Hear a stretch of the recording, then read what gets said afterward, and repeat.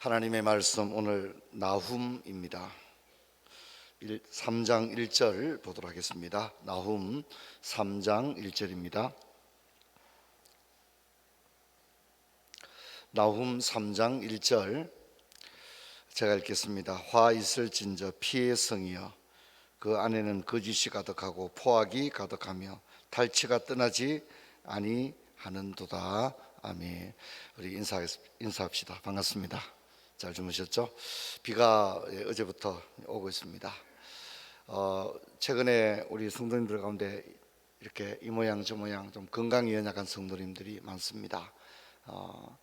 여러분들께서 주위에 몸이 연약한 성도님들 보시면 기도해 주시고 또 치유를 위해서 기도해 주시기를 부탁을 드립니다. 이제 특세도 얼마 남지 않았습니다. 내일은 이제 우리가 로비에서 여러분 그 출석인 숫자를 좀 파악을 하고 또 우리 뭐 간단한 기념품이 준비되어 있습니다. 그래서 내일부터는 좀 불출할 수 있도록 적으시고 불출할 수 있도록 하겠습니다. 우리 교회는 늘 40일 특별 새벽기도 가운데 30번 참여한 분들, 한 달 30회 참여한 분들, 그러니까 오는 주일까지로 출석한 것을 계수해서 그렇게 선물을 드리고 있습니다. 나훔에 대해서 살펴볼 텐데, 나훔 역시 누구의 아들로 나오지 않고 어느 지역의 사람 이렇게 나오는데, 나훔에 대한 평가는 1장 1절 한 절로 아주 간단히 끝나고 있고, 나훔에 대한 더 이상의 어떤 정보는 성경에서 찾을 길이 없습니다. 특별히 열왕기상, 역대하 이런 역사서 가운데도 나훔의 이름은 등장하지를 않습니다. 하지만 1장 1절은 매우 짧고 간단하지만 나훔에 관한 매우 결정적인 정보들을 우리 가운데 주고 있습니다. 그래서 그는 엘고스 사람이라고 하는 것이고, 또 그는 니느웨를 향하여 메시지를 외쳤다, 이렇게 이야기를 할 수 있습니다. 나훔이라는 이름의 뜻이 위로, 위안 이런 뜻인데, 나훔의 메시지가 이스라엘 백성들에게는 일정 부분 위로가 되었다, 위안이 되었다, 그렇게 이야기를 할 수 있습니다. 우리는 뭐 어렵지 않게 니느웨 그러면 요나를 떠올리는 건 어렵지 않잖아요. 그래서 요나와 나훔의 메시지 이렇게 비교를 해볼 수 있을 것 같아요. 연대기적으로는 누가 먼저일 것 같습니까? 요나가 먼저입니다. 그래서 요나는 디글랏빌레셋 3세 때, 여기 디글랏빌레셋은 니느웨 왕을 의미하는데, 하나님께서 요나에게 니느웨에 가서 복음을 전해라, 가서 외쳐라. 그런데 하나님이 요나에게 외쳐라고 하는 메시지는 심판의 메시지가 아니고 뭡니까? 회개의 메시지였죠. 그죠? 회개해라, 회개해라, 돌이켜라 그랬는데, 요나의 생각과는 달리 니느웨는 어떻게 합니까? 회개합니다. 회개를 하게 되죠. 그래서 하나님이 심판을 면하게 되고, 니느웨를 아끼는 하나님의 얼굴이 나옵니다. 그렇죠?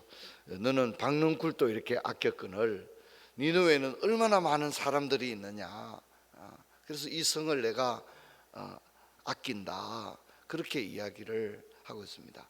이제 나훔은 요나보다 연대기적으로는 그 이후가 되는데, 나훔은 니느웨의 심판을 외치게 되어집니다. 이때는 이제 사네립, 니느웨의 사네립 왕 때인데, 이때 니느웨는 회개하지 않았고 결국은 이제 니느웨가 멸망을 당하게 되는 그런 이야기입니다. 1장부터 3장까지의 전개이기 때문에 뭐 내용은 그렇게 어렵지가 않습니다. 나훔의 메시지는 아주 간단합니다. 아수르를 하나님은 채찍으로 한때 사용한 적이 있었습니다. 이스라엘을 위해서 채찍으로 사용하고, 또 이 아수르의 수도였던 니느웨가 회개하는 그런 역사도 있었습니다. 그런데 결국 심판을 받았습니다. 여러분, 우리가 뭐 살아갈 때에 많은 나라와 민족들이 있지 않습니까? 그런데 한 나라 한 민족도 겸비하고 회개하면 하나님이 그 민족을 축복해 주시거든요. 그러나 교만하고 또 하나님을 대적하면 여러분, 지구상의 한 나라 한 민족이 그냥 사라져 버리는 겁니다. 한 기업도 마찬가지죠. 그리고 한 가문도 마찬가지입니다. 한 교회도 마찬가지입니다. 그래서 한때는 그 어느 도시를 말하면 뭐 그 교회 다 알지 않습니까? 근데 어느 순간에 아주 그냥 그 존재감이 미미한 그런 교회로 전락하는 경우가 있는 것입니다. 우리도 마찬가지겠죠. 그래서 저는 그런 생각을 해봅니다. 쓰임을 받는다는 것이 참 가슴 설레이는 일이고, 하나님이 나를 사용하실 때 교만하지 아니하고 겸손하게 섬긴다면 그 인생이 복될 줄로 믿습니다. 그리고 여러분, 이제 우리는 좀 어려운 시대를 살고 있습니다. 왜냐하면 이렇게 모델을 찾을 수 없는 시대이거든요. 그렇지 않습니까? 그래서 고령화의 시대이고 저출산의 시대입니다. 이 시대적 어떤 흐름을 당장에는 아마 바꾸기는 어려울 것 같습니다. 저출산 이 부분을 당장에는 바꾸기는 어렵습니다. 그래서 뭐 그전에도 뭐 5남매 6남매 키울 때도 그랬지만, 지금 이제 뭐 아이들이 하나 둘 이런 가정들마다 있습니다만, 참 그 아이들 자녀들 양육하는 것이 그 어느 시대보다 참 중요한 시대가 되지 않았나, 그렇게 생각됩니다.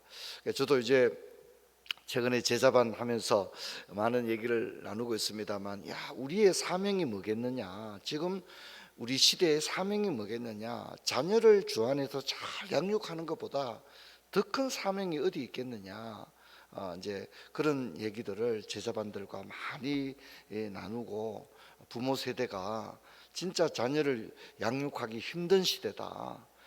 이렇게 아이들을 키울 수 있는 것들은 많은 게 있습니다. 그렇죠. 문화적으로는 뭐 너무 좋은 시대죠. 그렇지만은 아이들 양육하기가 참 너무 어려운 그런 시대입니다. 예전에는 동생이 형을 보고 자라고, 그렇죠. 마을에 다녀도 동네 형들이 또 동네 동생들을 또 잘 이렇게 봐주기도 하고, 그런 게 있었지 않습니까? 그러나 지금은 참 애들이 뭐 유튜브 보고 배우고 있습니다. 그죠? 유튜브 보고 배우고 있는 그런 시대니 너무나도 안타깝다, 그렇게 생각되어집니다. 저와 여러분의 인생도 하나님 앞에 쓰임 받을 때, 참 건강할 때, 그때에 하나님을 향하여 최선을 다하여 섬길 수 있는 그런 은혜가 있기를 주의 이름으로 축원합니다. 언제나 기회가 있는 건 아니라는 겁니다. 자, 그런가 하면 유다는 어떻습니까? 유다는 아수르의 수도인 니느웨와 정반대입니다. 어떻습니까? 하나님은 아수르를 도구로 남유다를 아주 강하게 징벌합니다. 책망합니다. 형벌을 줍니다. 그런데 아수르는 멸절되었지만 남유다는 살아남습니다. 차이점이 뭡니까? 차이점은 하나밖에 없습니다. 하나님은 자신의 백성들을 결코 포기하지 않을 줄로 믿습니다. 그래서 니느웨 아수르는 선택된 민족이 아니라는 거죠. 그죠? 그래서 일시적인 회개는 있었지만 영영 여호와께로 돌이키지 못했다는 겁니다. 남유다가 하나님께 범죄하고 그랬지만, 그래서 하나님한테 벌도 많이 받습니다. 그러나 뭡니까? 포로로 끌려가기도 합니다. 거의 다 사라진 것처럼 그렇게 보입니다. 끝장난 것처럼 보입니다. 하지만 끝장난 게 아니었습니다. 하나님은 다시 남유다를 회복시켜 주신 줄로 믿습니다. 그래서 예수님이 그런 얘기했죠. 아버지께서 내게 주신 양들을 하나도 잃어버리지 아니하고, 이렇게 얘기합니다. 아버지께서 내게 주신 양들을 하나도 잃어버리지 않겠다, 그렇게 이야기를 하고 있습니다. 여러분, 우리도 마찬가지입니다. 우리가 잘못하면 하나님이 매를 드십니다. 우리에게 깨닫도록 우리를 형벌을 주시는 겁니다.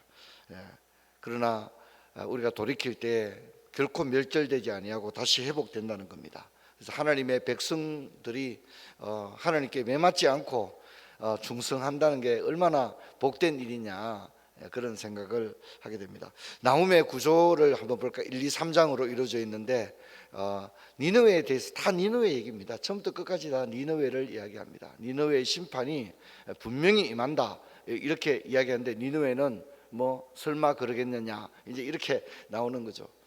그리고 2장은 실제로 니느웨가 심판되는, 니느웨가 아수르가 멸망하는 그런 현장을 리포트 해주고 있습니다. 자, 그랬을 때 뭡니까? 나훔의 말이 실제로 이루어졌다는 겁니다.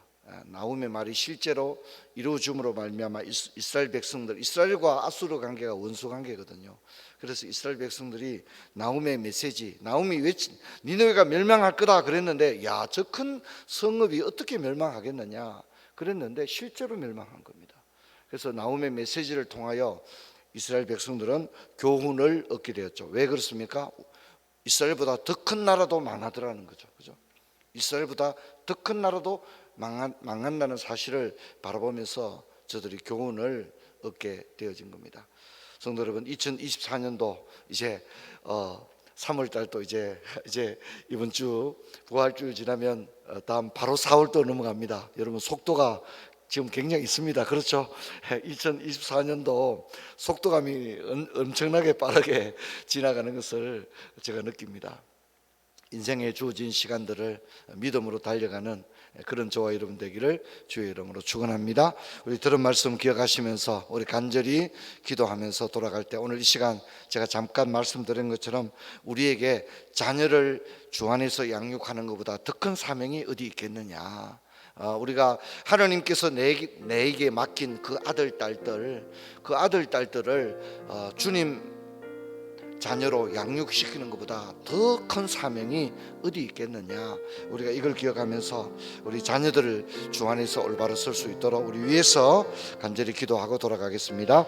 하나님 은혜와 사랑을 감사합니다. 이 한 새벽에도